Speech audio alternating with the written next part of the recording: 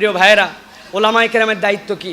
ওলামায়ে কেরামের দায়িত্ব হচ্ছে সমাজকে সচেতন করা, মানুষকে সচেতন করা। শায়েখ আহমদুল্লাহ উনি বৃষ্টির জন্য নামাজ পড়ছে, সালাতুল ইস্তিসকা, কিন্তু সেই আহমদুল্লাহ সাহেবই অসংখ্য দিন বক্তব্যের মধ্যে বলেছে যে ফরজ নামাজের পরে কেন, ফরজ নামাজের পরে এমনকি সুন্নত নফল কোন নামাজের পরেই হাত তুলে দোয়া করা, সম্মিলিত দোয়া করা, হাত তোলা জায়েজ নয়, এটা বেদাত। বেদাত বলছে। আমি বুঝাইতে চাইলাম যে আপনি সারা জীবন বললেন ফরজ নামাজ হোক, সুন্নত নামাজ হোক, নফল নামাজ হোক, সব নামাজের পরেই হাত তুলে দোয়া করা বেদাত। যদি বেদাত হয় আপনি সালাতুল ইস্তিসকা নামাজে হাত তুলে দোয়া করলেন কেন? শায়েখ আহমদুল্লাহ খালি বৃষ্টির জন্য নামাজ পড়ে নাই। শায়েখ আহমদুল্লাহ আস সুন্নাহ ফাউন্ডেশন বিগত 3 বছরে বাংলাদেশে 5 লক্ষ ফলজ গাছের চারাও লাগাইছে। কারা লাগাইছে খোঁজ নিয়ে দেখেন। বাংলাদেশে যারা চারা লাগায় তাদের সাথে শায়েখ আহমদুল্লাহর কাজের পার্থক্য আছে।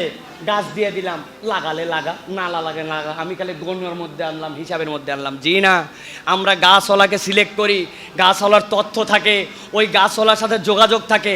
গাছটা লাগালেন, বড় হলো কিনা, গরু ছাগলকে খাওয়াই দিলেন কিনা। আলহামদুলিল্লাহ 5 লক্ষ গাছের মধ্যে 8 থেকে 9% গাছ যেটা মরে গেছে বা হয় নাই, বাকি সব গাছগুলো বড় হয়েছে।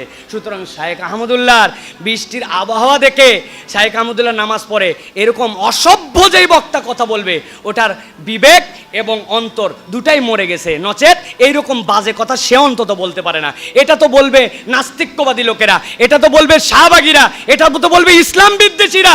যদিও এরকম কিছু নয়, কিন্তু তারা বললে তাও মানে যে, কিন্তু যখন কোন আলেম এই কথা বলে তখন বুঝতে হবে ওর অন্তরটা মরে গেছে। ঠিক কি না? আল্লাহ আমাদেরকে বোঝার তৌফিক দান করেন। প্রিয় ভাইরা, এই সুন্নাতটা জিন্দা করছেন শায়েখ আহমদুল্লাহ সমসাময়িক আমলে। বাংলাদেশে এখন সব জায়গায় এই আমলটা হচ্ছে। এটা যে একটা আমল এটা অনেকেই জানতো না। দুনিয়ায় 70 বছরে বহু নামাজ পড়ছে, সালাতুল ইস্তিসকার নামাজ জীবনে পড়ে নাই, কিন্তু নতুন করে এটা আমরা পড়তেছি, আল্লাহর কাছে তওবা করতেছি, আল্লাহর কাছে কল্যাণের দোয়া করতেছি। এত মানুষের কল্যাণের দোয়া আল্লাহ ব্যর্থ করবেন না। অন্তত আমাদের আমল নামার মধ্যে একটা সুন্নত জিন্দা করার ইবাদত আল্লাহ রাব্বুল আমিন কবুল করবেন ইনশাআল্লাহ। প্রিয় ভাইরা, আর যারা এরকম কথা বলেন আল্লাহ তাদেরকে বোঝার তৌফিক দান করেন, বলেন আল্লাহুম্মা আমিন।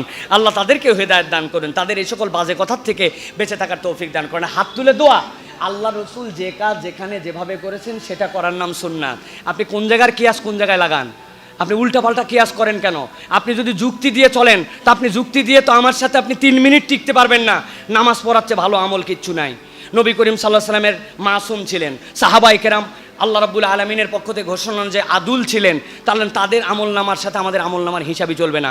আজকের জুম্মার নামাজ 2 রাকাত, প্রত্যেক রাকাতে 2টা করে সিজদা দেই, প্রতি রাকাতে 1টা করে রুকু দেই। জিজ্ঞাসা করব সিজদা দেওয়া ভালো কাজ না খারাপ কাজ? কথা বলেন, সিজদা দেওয়া ভালো কাজ না খারাপ কাজ? তা আমরা আজকে জোহরের নামাজে গুনাহগার, আল্লাহ খাতাকার, আমরা জোহরের নামাজে 4টা সিজদা দেব, ভালো না খারাপ? দিবেন আপনারা? কেন দিবেন না?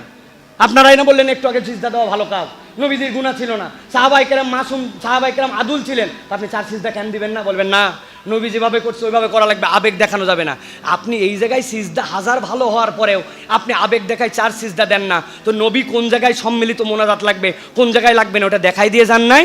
এখন সালাতুল ইস্তিসকার দোয়া আছে, আপনি সেইটাকে আবার ফরজ নামাজের পরে সেট করেন, অমুক নামাজের পরে সেট করেন।